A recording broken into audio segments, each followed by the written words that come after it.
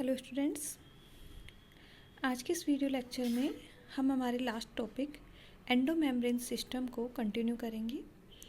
जैसा कि आप सब लोगों को पता है, एंडोमेम्ब्रेन सिस्टम सभी यूकेरियोटिक सेल्स में प्रेजेंट मेम्ब्रेन्स और ऑर्गेनल्स का कुछ स्पेसिफिक मेम्ब्रेन और ऑर्गेनल्स का एक ग्रुप होता है जो कि लिपिड और प्रोटीन के मॉडिफिकेशन, पैकेजिंग और ट्रांसपोर्टेशन में हेल्प करता है। इसमें जो ऑर्गेनल्स हैं इनमें एंडोप्लाज्मिक रेटिक्यूलम, गोल्जी एपरेटस और लाइसोसोम पाए जाते हैं। फर्स्ट जो ऑर्गेनल है एंडोप्लाज्मिक रेटिक्यूलम, इसे हम डिस्कस कर चुके हैं। आज हम डिस्कस करेंगे गोल्जी एपरेटस। गोल्जी एपरेटस या गोल्जी बॉडी की डिस्कवरी के बारे में अगर हम बात करें तो सबसे पहले कैमिलो गोल्जी ने इसे देखा और इन्हीं के नाम पे जो साइंटिस्ट हैं कैमिलो गोल्जी, इन्हीं के नाम पर इन्हें गोल्जी बॉडी नाम दिया गया। जो गोल्जी बॉडी ऑर्गेनल है यह मोस्ट ऑफ यूकेरियोटिक ऑर्गेनिज्म के अंदर पाया जाता है। जो यूकेरियोटिक सेल्स होती हैं इनके अंदर हमें देखने को मिलता है। यह ऑर्गेनल मैक्रोमोलिक्यूल्स जैसे प्रोटीन्स और लिपिड्स के प्रोसेसिंग और पैकेजिंग में हेल्प करता है। गोल्जी एपरेटस की संख्या की अगर हम बात करें तो सामान्यतः कोशिका में गोल्जी काई एक बड़ी संरचना होती है, परंतु कुछ जो कोशिकाएं हैं जैसे लीवर सेल्स, न्यूरॉन सेल्स और प्लांट जो सेल्स होती हैं इनमें इनकी संख्या अधिक हमें देखने को मिलती है। लीवर सेल्स के बारे में अगर हम बात करें तो प्रत्येक जो लीवर सेल्स होती हैं इनमें इसकी संख्या 50 तक हमें देखने को मिलती है। अब हम बात करते हैं इसकी शेप के बारे में। तो गोल्जी बॉडी एक वृत्ताकार, चपटी, दस्तरीनुमा आकृति लिए हुए होती है। कभी कभी आकृति अनियमित भी हमें प्रतीत होती है और हमें महीन जालिकाओं के जाल के रूप में भी देखने को मिलती है। नेक्स्ट हम बात करते हैं इसकी पोजीशन के बारे में। तो गोल्जी बॉडी या हम कहें जो स्रावी कोशिका है, इसकी जो लोकेशन है यह केंद्रक एंडोप्लाज्मिक रेटिकुलम के पास में स्थित होता है। और आकृति के बारे में अगर हम बात करें तो इसकी आकृति सेल की कार्यात्मक अवस्था के ऊपर निर्भर करती है। जैसे अगर हम बात करें सीक्रेटरी सेल्स की, स्रावी कोशिकाओं की अगर हम बात करें तो ग्रंथि कोशिका अगर हम एग्जांपल लेते हैं तो इनमें जो साइज़ है गोल्जी बॉडी का यह काफ़ी बड़ा होता है। लेकिन अगर हम किसी ओल्ड सेल की अगर हम बात करें तो धीरे धीरे ओल्ड सेल्स में क्या होता है, यह जो ऑर्गेनल है यह लुप्तप्राय हो जाता है। धीरे धीरे इसका आकार घटता जाता है और एंडिंग में यह लुप्तप्राय हो जाता है। अब हम बात करते हैं गोल्जी बॉडी की स्ट्रक्चर के बारे में। तो इलेक्ट्रॉन सूक्ष्मदर्शी के द्वारा देखने पर हमें पता चलता है कि यह 3 झिल्ली युक्त अवयवों से बना हुआ होता है। यह जो अवयव हैं ये होते हैं इंट्रा कनेक्टिंग ट्यूब्यूल्स, वेसाइकल्स और सिस्टर्नी।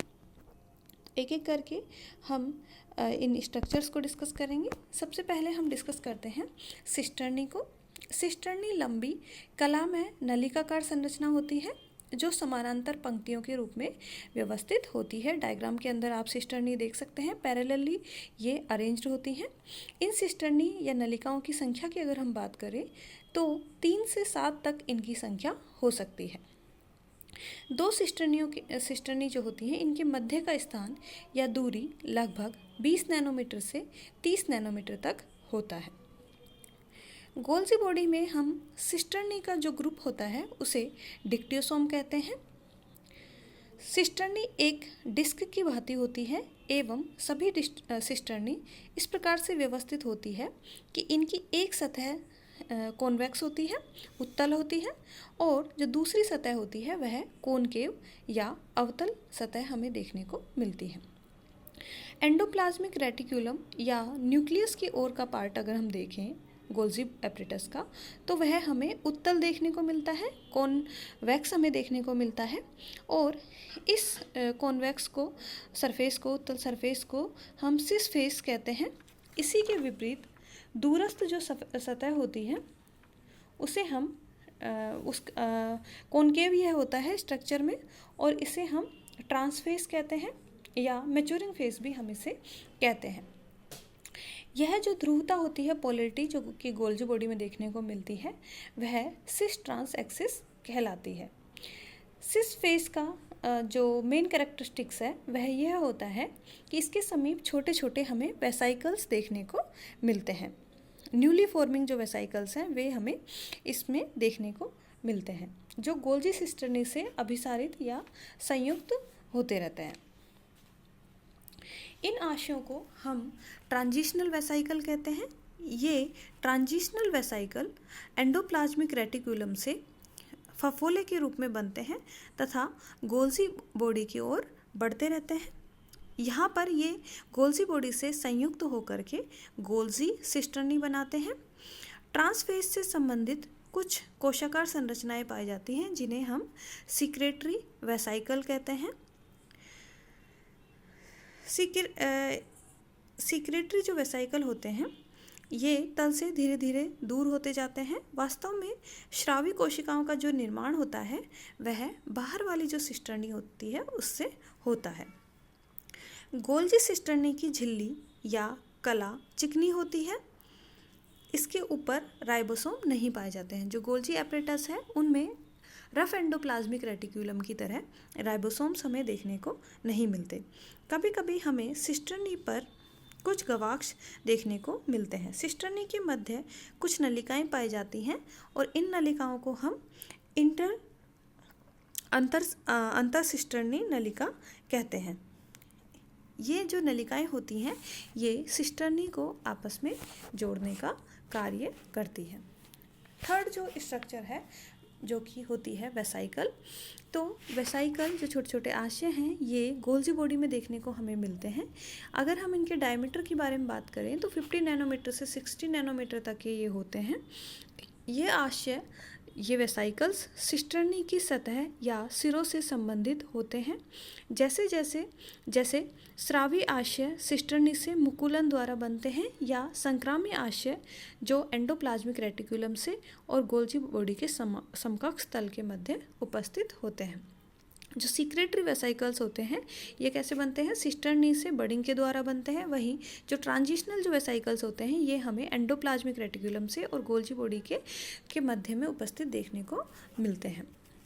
साथ ही साथ यहाँ पे कुछ स्ट्रक्चर्स लार्ज वैक्यूल्स भी हमें देखने को मिलती है और ये सामान्यतः उन कोशिकाओं में हमें अधिक देखने को पाई जाती हैं जिनका संबंध बड़ी मात्रा में स्रावी पदार्थों को निर्मुक्त करने से होता है। उनके अंदर हमें ये लार्ज वैक्यूल्स देखने को मिलती है।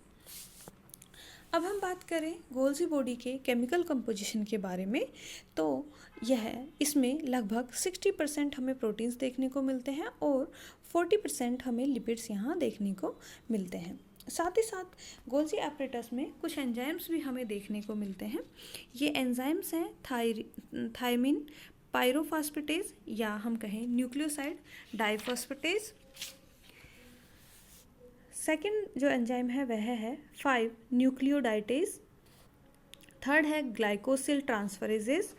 ये एंजाइम्स हमें देखने को इनके अंदर मिलते हैं।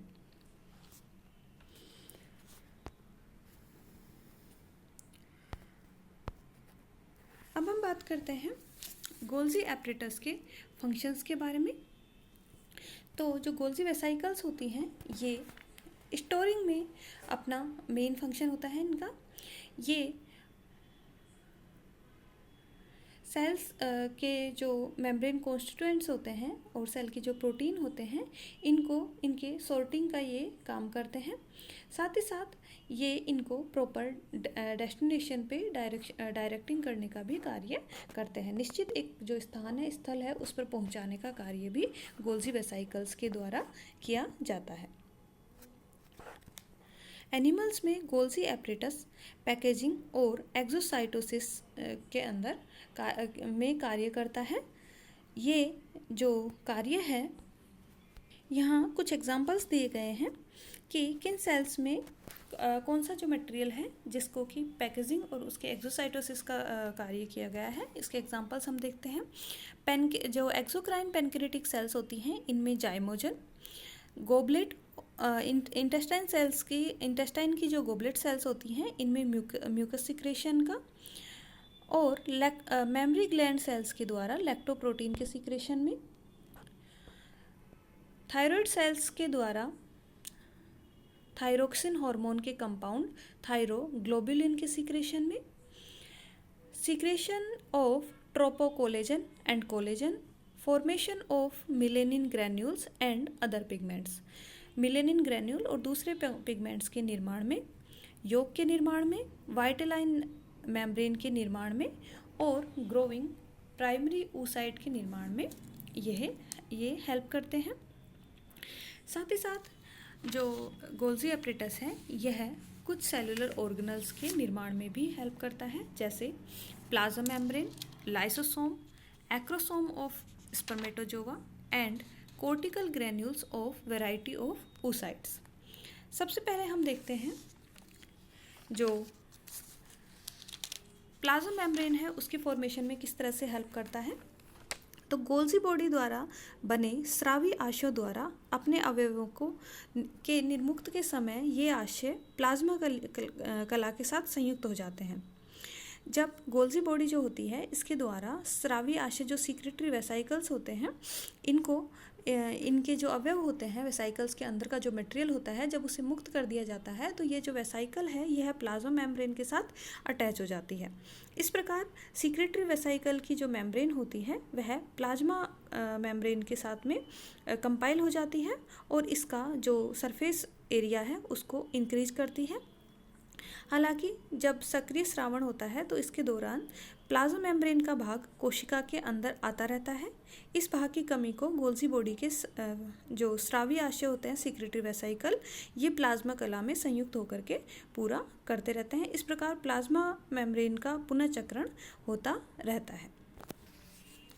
नेक्स्ट इसमें हम देखें अगर फॉर्मेशन ऑफ लाइसोसोम्स के बारे में, लाइसोसोम का फॉर्मेशन किस तरह होता है।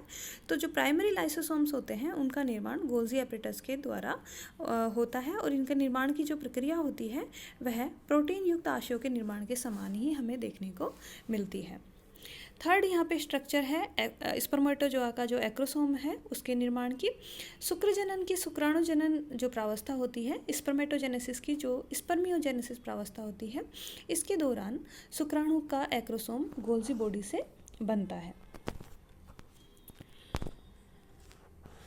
नेक्स्ट फंक्शन जो है वह है गोल्जी एपरेटस क्या होता है, इन्वॉल्व होता है in the transport of lipid molecules around the cells, cell के अराउंड लिपिड मॉलिक्यूल्स के ट्रांसपोर्टेशन में इन्वॉल्व होता है। जो वसाओं का पाचन है, वसाओं के पाचन से वसीय अम्ल एवं मोनोसैकेराइड्स बनते हैं। इनका उपयोग पुनः वसा के निर्माण हेतु किया जाता है। ट्राइग्लिसराइड के संश्लेषण में अंतर्द्रव्य जालिका की प्रमुख भूमिका होती है। जो एंडोप्लाज्मिक रेटिकुलम है वे ट्राइग्लिसराइड के फॉर्मेशन में मेन रोल प्ले करते हैं। इसके बाद में ये जो ट्राइग्लिसराइड हैं ये गोल्जी बॉडी के द्वारा सीक्रेट कर दिए जाते हैं। नेक्स्ट है गोल्जी बॉडी का फंक्शन, यह प्रोटियोग्लाइकन्स के निर्माण में मुख्य भूमिका निभाता है। प्रोटियोग्लाइकन्स क्या होते हैं, ये molecules that are present in the extracellular matrix of the animal cells। ये जो molecules हैं वह एनिमल सेल की एक्स्ट्रा सेलुलर मैट्रिक्स के अंदर प्रेजेंट होते हैं। नेक्स्ट फंक्शन है गोल्जी एपरेटस का कि यह कार्बोहाइड्रेट सिंथेसिस के लिए मेजर साइट्स होती हैं। कार्बोहाइड्रेट्स कौन से, जो ग्लाइकोसामिंगोग्लाइकेंस जो होती हैं उनके सिंथेसिस का मेजर साइट होती हैं ये। नेक्स्ट फंक्शन है गोल्जी एपरेटस कुछ मॉलिक्यूल्स के सल्फेशन का जो प्रोसेस होता है उसमें हेल्प करते हैं। जैसे एग्जांपल के लिए हम देख सकते हैं ग्लाइकोप्रोटीन में सल्फेट का जो संकलन होता है वह गोल्जी एपरेटस के द्वारा किया जाता है। ग्लाइकोप्रोटीन की कार्बोहाइड्रेट जो अर्धांश होते हैं इसमें सल्फेट से जुड़ने की प्रक्रिया गोल्जी बॉडी में होती है। उपस्थित कोशिकाओं में म्यूकोपॉलीसेकेराइड संश्लेषण में यह प्रक्रिया गोल्जी में उपस्थित सल्फो ट्रांसफरेज एंजाइम द्वारा उत्प्रेरित होती है। नेक्स्ट फंक्शन है फास्फोरिलेशन की प्रक्रिया के लिए आवश्यक मॉलिक्यूल का जो इंपोर्ट होता है उसके लिए Golgi. The process of phosphorylation of molecules by the Golgi requires the import of ATP into the lumen of the Golgi. जो मॉलिक्यूल्स के फास्फोरिलेशन की जो प्रोसेस होती है उसमें जो गोल्जी एपरेटस है उसमें उसको क्या करना होता है, एटीपी को इंपोर्ट करना होता है अपने ल्यूमन के अंदर। नेक्स्ट फंक्शन है गोल्जी एपरेटस का कि यह प्लांट्स में मेनली इन्वॉल्व होता है किसके अंदर, प्राइमरी और सेकेंडरी वॉल के फॉर्मेशन में। किस तरह से इन्वॉल्व होता है, देखो कि पादपों में माइटोसिस और मियोसिस सेकंड के एनाफेज और टीलोफेज के समय एक सेल लैमेला या और सेल वॉल का निर्माण होता है। जो मियोसिस की सेकंड फेज होती है उसके एनाफेज और टीलोफेज में, और माइटोसिस में क्या होता है, सेल लैमेला और सेल वॉल का निर्माण होता है। यह निर्माण गोल्जी बॉडी के द्वारा किया जाता है। सेल लैमेला एवं सेल वॉल में पाए जाने वाले जो कार्बोहाइड्रेट होते हैं, पैप्टिन और हेमीसेलुलोज, ये गोल्जी जो वेसाइकल्स होते हैं इनके द्वारा सीक्रेट किए जाते हैं। इस प्रकार आज के इस वीडियो लेक्चर में हमने गोल्जी एपरेटस के बारे में देखा। गोल्जी एपरेटस के स्ट्रक्चर के जो तीनों पार्ट्स हैं, सिस्टर्नी, इंटरकनेक्टिंग ट्यूब्यूल्स और वेसाइकल्स को हमने देखा, इसकी लोकेशन देखी, और साथ ही साथ गोल्जी बॉडी के क्या क्या फंक्शंस हैं ये हमने आज डिस्कस किए। नेक्स्ट क्लास में हम जो थर्ड ऑर्गेनल है एम्ब्रियोनिक सिस्टम का, जो कि है लाइसोसोम, उसे डिस्कस करेंगे। Thank you.